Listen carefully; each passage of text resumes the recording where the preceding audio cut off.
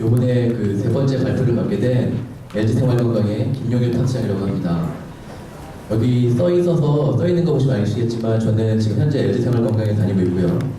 리테일 레드 대표 운영자라고 써 있는데요. 제가 간이 아파서 리테일 레드가 지금 어떻게 운영되고 있는 건지에 대해서 한번 소개해드리고 본격적으로 제가 전달드리고 싶은 얘기를 전달드리도록 하겠습니다. 제가 잠깐 제 소개를 좀 할게요. 저는 현재 LG생활건강에서 근무를 하고 있고요. 아까 말씀드린 대로 리테일 레드라는 포럼 단체를 운영하고 있습니다. 현재 블로그나 카페를 통해서 운영된 지 4년 정도 됐고요. 주로 리테일 관련된 실무자분들이 위주로 돼서 저희가 포럼을 진행하고 정기적으로 세미나 같은 걸 개최하고 있습니다. 저는 건축을 전공했고 경영대학원을 나왔고요.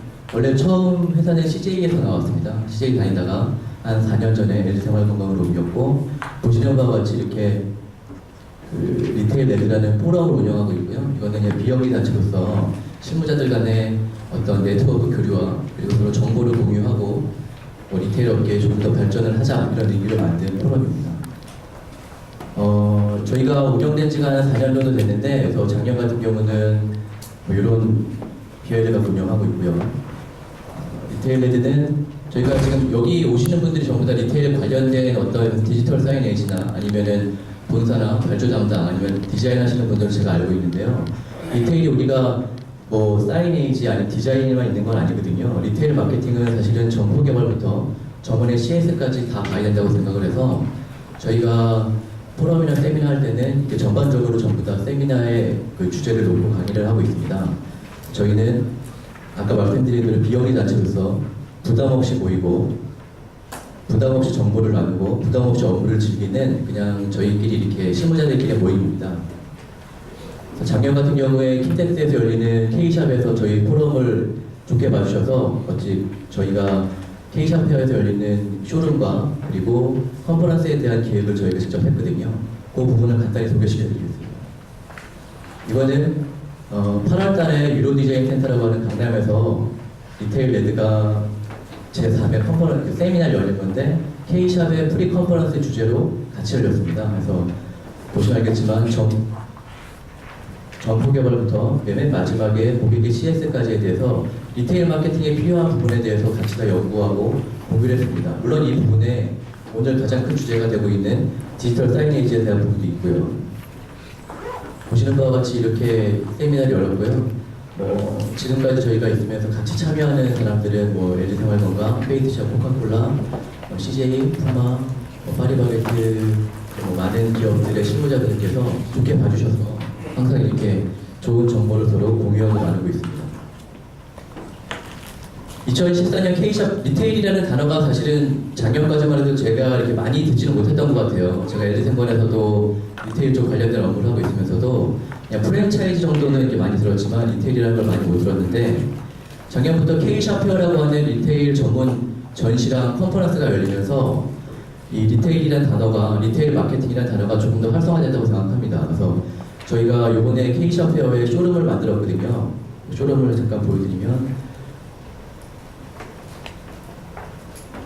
이게 이번에 킨텍스에서 열렸을 때 저번 달 9월달에 열린 K샵 페어에서 저희가 이렇게 컨셉으로 잡아가지고 모듈화 그리고 힘을 줘야 할 부분과 빼야 할 부분에 대한 디자인의 극대화, 그리고 아까 여기서 지금 강조되고 있는 디지털 사이네이지 및 빅데이터를 이 한 공간에 담아서 이런 쇼룸을 이번에 이렇게 만들었습니다.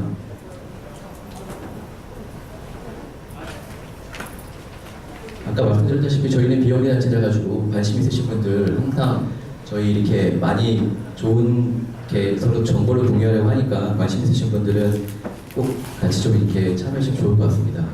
자, 제가 오늘 본격적으로 말씀드리려고 하는 것은 리테일이라는 단어에 대해서 좀 리테일 마케팅이라는 것을 좀 말씀을 드리고 싶어요. 저희가 리테일을 얘기할 때 리테일 마케팅을 얘기하면 대부분 그냥 브랜드나 아니면 마케팅의 손에서 얘기를 하는데, 사실은 리테일 마케팅을 얘기할 때 꼭 빠져서는 안 되는 공간이 매장입니다. 아까 밸런스 TV도 그렇고 오늘 발표하시는 분들 내용을 봐도 디지털 사이네이지가 가장 많이 쓸 수 있는 공간은 사실은 전국의 매장이거든요. 저희 회사 같은 경우도 전국에 몇천여 개의 매장이 있는데, 그런 데서도 사실 이 디지털 사이네이지나 아니면 매장의 각 좋은 요소들을 쓸 수가 있습니다. 그래서 매장 리테일 마케팅에서 가장 빠지면 안 돼야 할 부분이 저는 매장이라고 생각을 하고요. 매장의 중요성과 약간 저는 기업의 실무자다 보니까 매장을 어떻게 확산하고 매장을 어떻게 관리해야지만 효율적으로 고객한테 마케팅을 브랜드가 원하는 마케팅을 전달할 수 있는지에 대해서 말씀드리도록 하겠습니다.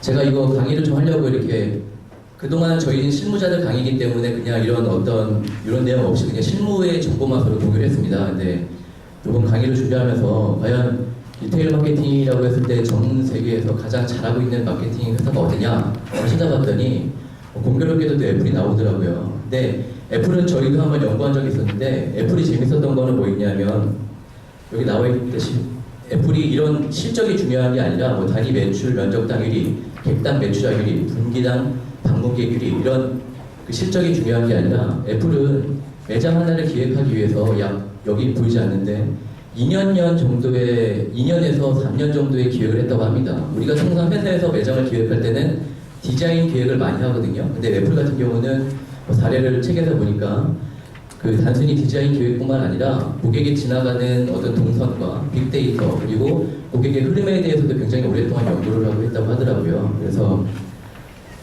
이게 깨졌는데 그래서 예를 들면 화장실 사이에이지 같은 걸 결정하는데도 우리가 화장실 사이에이지라고 하면 저런 뭐 비상구 저런 색깔 말하는 건데 화장실 사이에이지 색상 결정하는 것만 해도 30분이 소요가 됐다고 하고 일부러 매장의 모니터 같은 경우는 일부러 90도를 유지했다고 합니다. 왜냐하면 고객이 와가지고 노트북 화면이 안 보이니까 한 번 더 만지게 하는 거거든요. 만지게 해줘가지고 제끼면 고객이 여기에 조금 더 시간을 투자하니까 이런 세세한 요소까지도 신경 썼다는 거죠.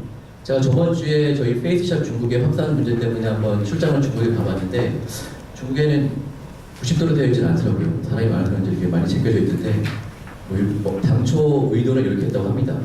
왜냐하면 리테일 매장에서 구매 결정의 70%가 리테일 매장에서 이루어지기 때문에 애플도 그렇고 요즘 들어서 많은 회사들이 리테일에 대해서 관심을 갖고 있습니다.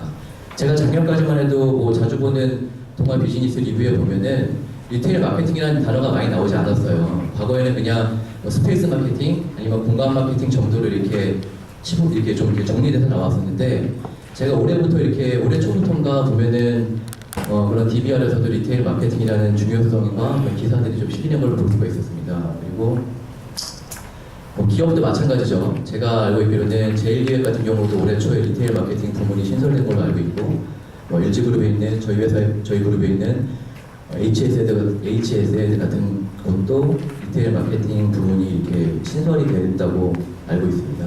그만큼 리테일이라는 데가 중요해지고 있는데요. 왜 리테일 매장이 점점 중요해지냐 하면은 과거에는 마케팅 전략의 성패를 결정짓는 핵심 요소가 상품 및 가격이었다고 하면 그게 이제 점점 더 유통 매장으로 이동하는 추세라고 리테일 마케팅에서 얘기하고 있습니다. 그 이유는 뭐냐면 패스트 소비가 확산되고 품질이 평준화됨에 따라서 브랜드 충성도가 상실이 되고요. 그리고 경기 침체에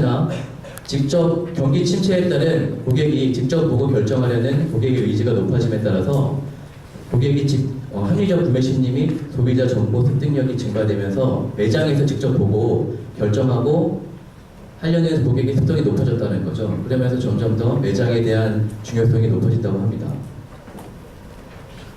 한 사례를 보면은요, 매장이 과연 마케팅의 한 요소를 담당하고 있다고 하는데, 그러면 사실 리테일 매장은 우리가 통합 마케팅이라고 하는 IMC의 그런 한 요소인데, 어떤 사례가 있는지 살펴봤어요. 그랬더니 루이비통 사례가 있는데, 저도 한 2, 3년 전까지만 해도 타임스퀘어에 루이비통 매장을 이렇게 어떤 벤치마킹하러 이렇게 가보면, 이렇게 줄 서 있었던 걸 이렇게 볼 수가 있었어요. 볼 수 있었는데, 이게 단순히 그냥 고객한테 편한 공간을 제공하겠다는 의미가 아니라 실제적인 의도는 고객을 스크리닝하겠다는 의도였다고 합니다. 그래서 입구에서 기다릴 줄 아는 온화한 성품의 상식적인 루이비통 펜을 고객을 선별하기 위해서 만들었던 장치라고 하더라고요. 지금까지는 제품이나 이런 거에 대해서 마케팅이 전달됐다고 하면 이런 식으로 매장에 있는 파사드, 매장에 있는 입구가 고객의 모멘트 오브 트러스트, 에모티러스의 기능뿐만 아니라 고객의 선별적인 전략을 수행하기도 한다는 거죠. 그러면 이렇게 외부 말고도 내부적으로도 내부도 고객한테 효과적으로 마케팅 효과를 전달하기 위해서 내부에 대한 전략도 필요한데 어떤 전략이 필요한지 보면은 첫 번째는 스토리텔링식 공간 계획이 당연히 필요할 거고요. 두 번째는 상품 체험을 유도하기 위해 진열 및 연출을 효과적으로 해야 될 겁니다. 세 번째는 아까 말씀드렸다시피 매장에서 아무리 좋은 효과적인 마케팅 수단과 디자인을 했다고 하더라도 가장 많이 고객한테 제품을 팔고 하는 핵심 요소는 뭐냐면 매장 직원이라고 생각을 합니다. 우리가 뭐 피자헛 사례만 봐도 피자헛이 코카콜라가 매출이 확 높아졌던 이유가 매장의 점원들이 피자헛에 피자를 시키고 난 다음에 콜라는 뭘로 드시겠습니까? 이 한마디가 피자헛의 매출을 높였다고 하듯이 매장 점원은 그 리테일 마케팅의 가장 마지막 퍼즐이라고 저는 생각을 하거든요. 그래서 저희가 항상 우리 세미나 할 때도 이 매장 직원에 대한 CS에 대한 것도 서로 많이 공유를 합니다. 스토리텔링식 공간 계획을 잠깐 보면은요, 대부분 책에서 많이 나온 내용이지만 시계 반대 방향으로 제품을 배치한다고 합니다. 카트 같은 경우는 이건 대형 매장에 있는 경우인데 대부분 오른손잡이다 보니까 카트를 밀면서 카트가 왼쪽으로 턴하게 된다는 거죠. 그래서 중요한 상품을 시계 반대 방향으로 설치해 놓는 거고요. 당연한 얘기지만 연관성 있는 진열 방식으로 회의되고 또 고객의 심리를 파악해서 어느 매장에서는 고객이 키즈 카페가 많으면은 매출이 많이 나올 줄 알았는데 사실은 키즈 카페보다 진보관 서비스가 구매 촉진에 더 큰 영향을 준다고 합니다. 그리고 두 번째는 제가 회사에서도 하는 업무지만 진열 및 연출이 되게 중요합니다. 왜냐하면 진열 때는 첫 번째로 제품을 올려놓는 요소를 하지만 오늘 여기에서 아까 우리 디지털 사이네이지 이런 매장에 쓰는 이런 디지털 요소들은 고객이 이걸 직접 만져볼 수 있게 해야 되는 거거든요. 고객이 이걸 와서 그냥 보고 지나치는 게 아니라 이걸 가장 많이 만져보게 할 수 있게 제품의 연출도 해야 되고 배치도 해야 되고 그거에 맞는 효과적인 마케팅 수단도 이루어져야 됩니다. 아까 말씀드렸다시피 매장에 있는 점원들도 사는 김에 더 사자, 필요할지 모르니까 미리 사두자 이런 식의 고객한테 한마디 더 함으로써 고객 그 매장의 매출을 높일 수 있다고 생각합니다. 자, 앞에 거는 사실 이제 어떤 우리가 이렇게 인터넷이나 이런 데서 볼 수 있었던 내용이었고요. 그러면 매장에서 효과적인 샵피팅을 하기 위해서 필요한 방법이 뭐가 있냐라는 걸 고민을 해보면 저는 이거를 RCM이라는 용어를 저희는 사용합니다. RCM이라는 용어는 뭐냐면